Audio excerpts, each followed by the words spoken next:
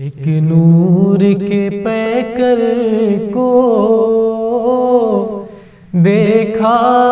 گیا پانی میں۔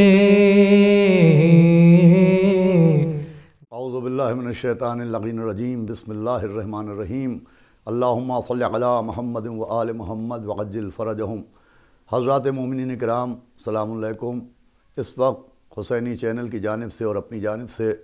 میں آپ تمام حضرات کی خدمت میں حضرت حجت علیہ السلام کی دنیا میں آمد کی مبارکباد پیش کرتا ہوں۔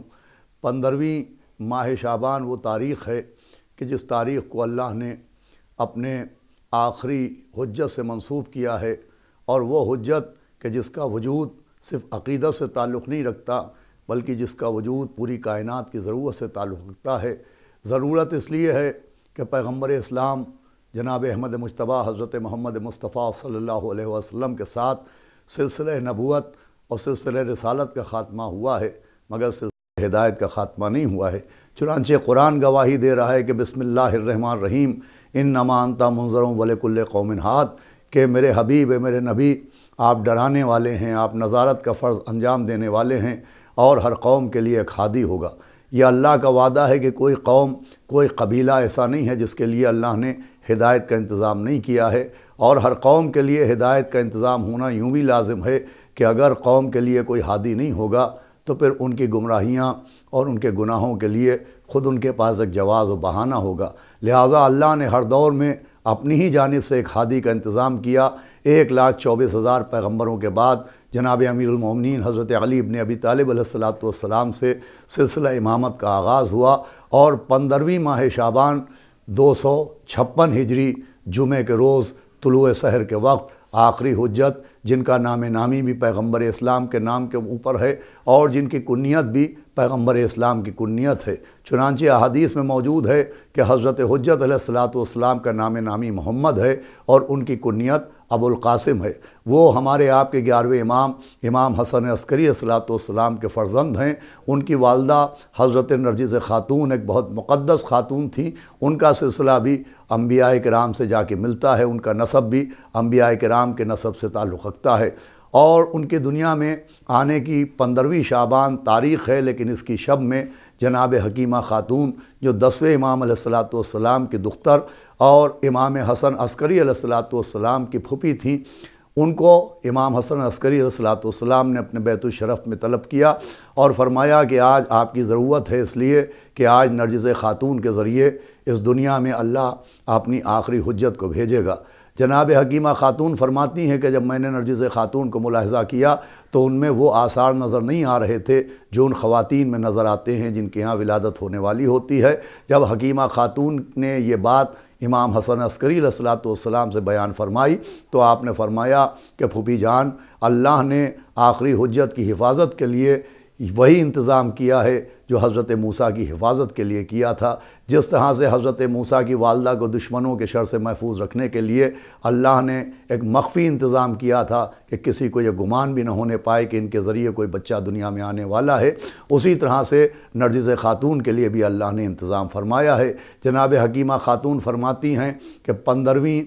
ماہ شعبان کی صبح میں نے حجرے کی طرف نظر ڈالی تو میں نے دیکھا کہ نرجس خاتون کے حجرے سے نور برآمد ہو رہا تھا۔ جب میں حجرے کے اندر گئی تو میں نے دیکھا ایک بچہ سجدے میں کلمہ شہادتین اور کلمہ ولایت جناب امیر المومنین کو اپنی زبان کے اوپر جاری کر رہا تھا۔ جناب حکیمہ خاتون نے امام حسن عسکری علیہ السلام کو آ کے مبارکباد دی۔ امام حسن عسکری علیہ السلام نے شکر کا سجدہ کیا، اپنے فرزند کو اپنے ہاتھوں میں لیا، پھر جبریل حجت اللہ کو آسمانوں پر لے گئے، اور تھوڑی دیر بعد پھر امام مہدی علیہ السلام حضرت نرجس خاتون کی آغوش میں تھے۔ زمانہ چونکہ دشمنوں کا تھا اور دشمنی اپنے بام عروج پر تھی، لہذا حضرت حجت کی دنیا میں آمد کی خبر بہت خاص افراد کو دی گئی۔ چنانچہ روایات میں بہت سے افراد خود حجت خدا کی تصدیق کے لیے، حجت خدا کی تحقیق کے لیے امام کے پاس آتے تھے، لیکن امام سب کے سامنے حضرت امام مہدی علیہ السلام کو ظاہر نہیں فرماتے تھے، لیکن کچھ خوش نصیب افراد ایسے تھے کہ جنہوں نے عالم طفلی میں حضرت حجت علیہ السلام کی زیارت کی ہے۔ چنانچہ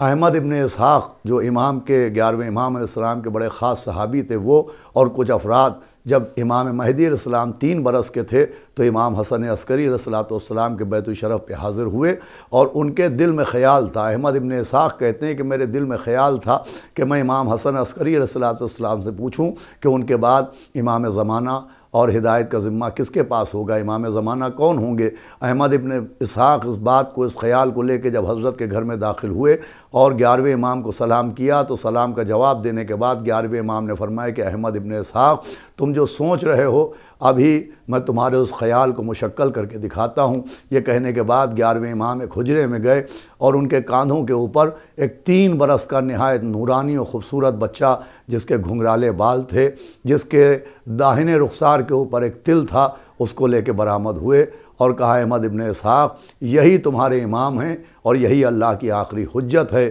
احمد ابن اسحاق نے نظریں اٹھائیں اور حضرت حجت کے چہرے مبارک کی زیارت کی، تو پھر امام نے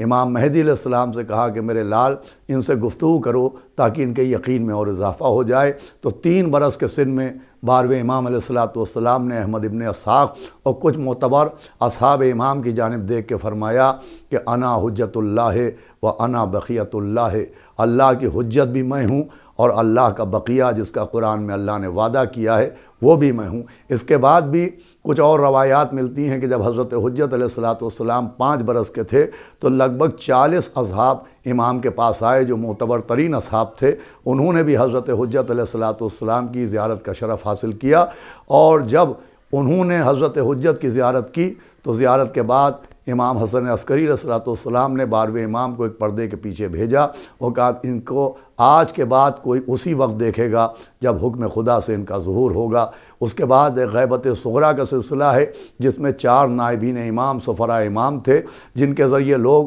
حضرت حجت علیہ السلام سے اپنی حاجات طلب کرتے تھے، اپنے سوالات کے جوابات حاصل کرتے تھے۔ چوتھے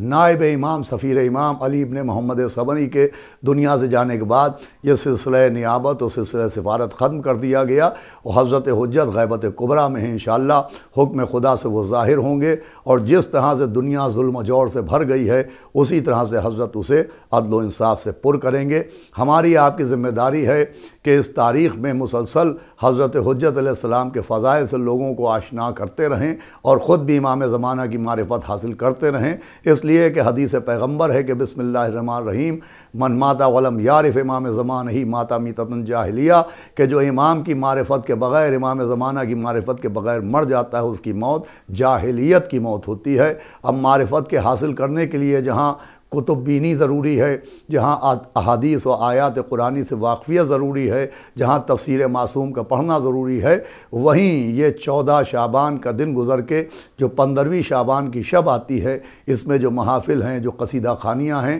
ان میں شرکت کرنا بھی ضروری ہے۔ ادھر کچھ عرصے سے یہ دیکھا جا رہا ہے کہ بہت سے افراد بجائے محافل میں شرکت کرنے کے اپنے مرحومین کی قبروں کے اوپر جاتے ہیں اور اپنے مرحومین کی قبروں کو سجاتے ہیں اور فاتحہ خوانی کرتے ہیں۔ دیکھیے مرحومین کی قبروں پر جانے میں کوئی حرج نہیں ہے، مرحومین کو ایصال ثواب کرنے میں کوئی حرج نہیں ہے، لیکن یہ 15ویں ماہ شعبان کی جو شب ہے یہ مخصوص ہے حضرت حجت علیہ السلام سے، جنہیں ہم آپ اپنی زبان میں زندہ امام کہتے ہیں۔ میری گزارش یہ ہے کہ زندہ امام کی شب ولادت آپ پوری کوشش کیجئے کہ ان کی معرفت حاصل کیجئے۔ زندہ امام کی معرفت ہی آپ کے مردوں کے لیے بھی ایصال ثواب اور بخشش کا ذریعہ بنے گی۔ انہی الفاظ کے ساتھ ایک بار پھر مبارکباد پیش کرتا ہوں۔ خدا حافظ والسلام۔